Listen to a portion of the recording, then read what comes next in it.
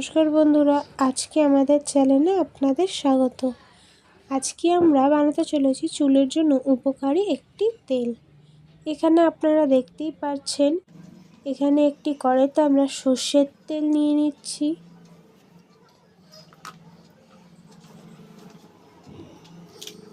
এরপর একে একে কালো জিরে, মেথি ও পেঁয়াজও আমরা দিয়ে দেব। মেথি ও পেঁয়াজ এই দুটোই কিন্তু চুলের জন্য খুবই উপকারিতা।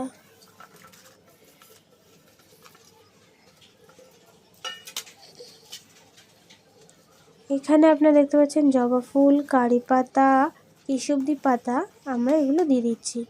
এই জবা ফুল, কারি পাতা, কেশবী পাতা তিনটে উপকরণ কিন্তু চুলের জন্য খুবই ভালো। তারপর আমরা এটাকে হালকা আঁচে করে এভাবে ফুটিয়ে নেব। তারপর ঠান্ডা হয়ে গেলে স্টোর করে নেব। যদি আমাদের ভিডিওটা ভালো লেগে থাকে তাহলে একটি লাইক এবং সাবস্ক্রাইব করে দেবেন।